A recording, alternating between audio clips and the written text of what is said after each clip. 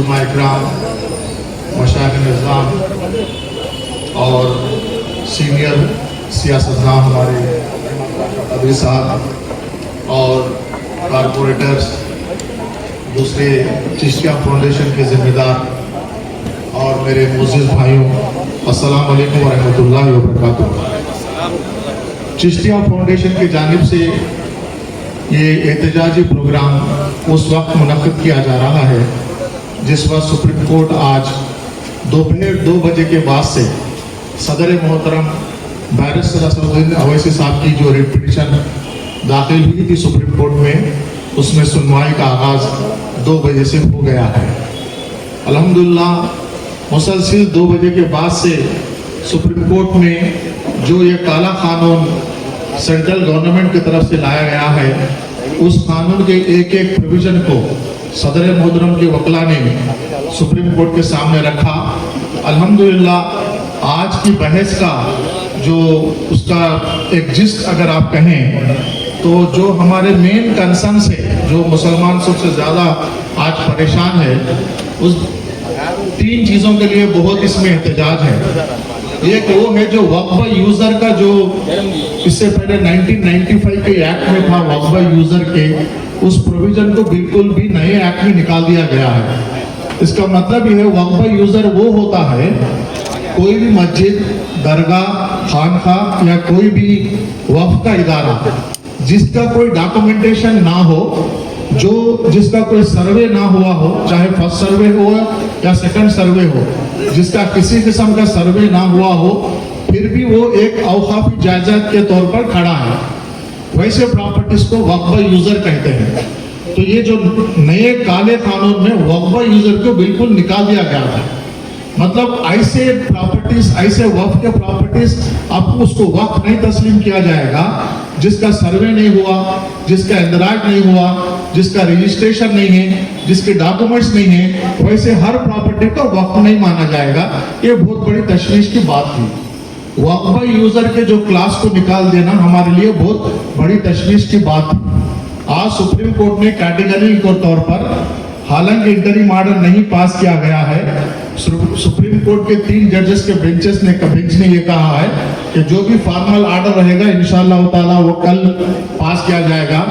چشتیہ foundation کے اس بابرکت اجلاس جب چل رہا تھا، کم سے کم سپریم کورٹ کے ججز کے ذہن میں یہ بات تو آئی کہ وقف یوزر کے پروویژن کو نکالنا غیر قانونی ہے۔ یہ چشتیہ فاؤنڈیشن ہمارے جو علماء اکرام یا مشائخ نظام میں بیٹھے ان کی برکت کا یہ صلہ ہے کہ ان کے دعاؤں سے الحمدللہ سپریم کورٹ میں آج جو ججز سنوائی کر رہے تھے وہ لوگ بھی یہ مانے کیٹیگریکلی ان پرنسپل کہ وقف یوزر کو نکال دینا غیر قانونی ہے۔ اور انشاءاللہ تعالی آپ لوگوں کی دعائیں اس طرح سے جاری رہی اور آپ لوگوں کے اتحاد کا مظاہرہ اسی طرح سے جاری رہا تو ہو سکتا ہے کل یہ وقف یوزر کا جو پروویژن ہے اس کے اوپر روک لگا دی جائے گی۔ اس میں آپ لوگوں کی دعاؤں کی سخت ضرورت ہے۔ اور ایک بات یہ تھی جو پرانے قانون میں یہ تھا کہ وقف کاؤنسل میں اور وقف بورڈ میں نان مسلمز کے ایز اے ممبرز نہیں ہوتے تھے،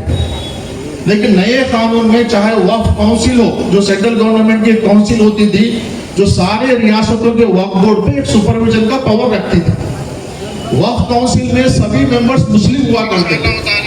تو وہاں پہ یہ گنجائش رکھی گئی تھی کہ وقف کاؤنسل میں بھی ممبر جو رہیں گے وہ نان مسلمز رہیں گے، ریاستی وقف بورڈ میں بھی نان مسلمز کو لیا جائے گا۔ سپریم کورٹ نے بھی آج اس بات کو مانا کہ وقف بورڈ کے چاہے سینٹرل وقف کاؤنسل میں ہو یا سینٹرل ہمارے اسٹیٹ کے وقف بورڈ میں ہو، نان مسلم غیر مسلم نمائندوں کو لینا غیر قانونی ہے۔ انشاءاللہ تعالیٰ یہ پروویژن کے تعلق سے بھی آج پرزور بحث کی گئی، ہو سکتا ہے کہ کل اس میں کوئی مسلمانوں کے فیور میں آرڈر آ جائے۔ اور سپریم کورٹ نے یہ بھی کہا ہے کیونکہ ہر وہ پراپرٹی جو وقف یوزر ہے اس کو ڈی نوٹیفائی نہیں کیا جائے گا جب تک یہ پوری سنوائی سپریم کورٹ میں یہ وقف ایکٹ 2025 کو چیلنج کرتے ہوئے جتنے بھی ریٹ پٹیشن فائل کیے گئے وہ سبھی ریٹ پٹیشن پہ جب تک فیصلہ نہیں ہو جاتا کوئی بھی پراپرٹی کو ڈی نوٹیفائی نہیں کیا جائے گا۔ تو یہ ان پرنسپل آج جو سنجیو کھنہ صاحب چیف جسٹس صاحب کی جو بینچ رہی ہے، ان پرنسپل یہ تینوں باتوں کو انہوں نے مانا ہے. انشاءاللہ تعالیٰ آپ لوگوں کی دعائیں رہیں تو انشاءاللہ ہو سکتا ہے کل کو ان کا ماڈل اس میں آ جائے گا. رہی بات جو ہمارے جو کنسرنس ہے، ہمارے جو تکالیف ہے نئے قانون کے تعلق سے، سب سے پہلے جیسے میں نے پہلے ابتدا میں بتایا کہ وقفہ یوزر کو نکال دینا یہ ہمارے لیے بہت بڑی ناانصافی کی بات ہے. کسی بھی طرح سے وقفہ یوزر کو ہم ایک مدعے کے اوپر ہم کمپرومائز نہیں کر سکتے، ایک چیز ہے. دوسری چیز، کسی بھی طرح سے چاہے وہ وقف کونسل ہو یا وقف بورڈ ہو، نان مسلم نمائندوں کو ہم ایکسپٹ نہیں کریں گے. جیسا کہ غیر مسلموں کے ادارے ہیں، اس میں کوئی بھی مسلم ممبر کو ایکسپٹ نہیں کر سکتے، اسی طرح سے ہمارے اداروں میں ہم غیر مسلم ممبرز کو کسی طرح سے ایکسپٹ نہیں کریں گے. اور سب سے بڑی بات یہ تھی، سیکشن 40 ایک وقف ایکٹ میں 1995 میں ایک پروویژن تھا، سیکشن 40، جس کے تحت اگر کوئی بھی پراپرٹی کے بارے میں انکوائری کر کے یہ وقف پراپرٹی ہے یا نہیں، اس کا فیصلہ کرنے کا پاور چیف ایگزیکٹو آفیسر کو سیکشن 40 کے تحت دیا گیا. وہ سیکشن 40 کو ٹوٹلی نکال دیا، تو وہ بھی ایک غیر قانونی ہے. سیکشن 40 بھی بحال ہونا، وقفہ یوزر بھی بحال ہونا، اور وقف بورڈ کا جو کانسٹیٹیوشن ہے، کانسٹیٹیوشن آف وقف بورڈ میں یہ کر دیے ہیں سبھی جو 11 ممبرس رہیں گے وہ بائی نامینیشن رہیں گے. پہلے ہوتا یہ تھا کہ کم سے کم 6 ممبرس کو ایک الیکٹورل کالج اس میں الیکٹ کرتی تھی، جیسے کہ بار کاؤنسل کیٹیگری ہو گیا، متولی کیٹیگری ہو گیا. جیسے یہ کیٹیگریز میں ممبرس کو چننے کا ایک پروسیس تھا جس کو الیکٹورل کالج کہا جاتا تھا. تو ایک نمائندہ ایک بورڈ رہتا تھا، اس کی بورڈ کی بالکل شناخت ختم کر دے کے اس کو by nomination state government by nomination state وقف بورڈ کریٹ کرے گی. یہ بھی ایک بہت بڑا ہمارے اوپر ظلم ہے، یہ بھی ختم کرنا چاہیے.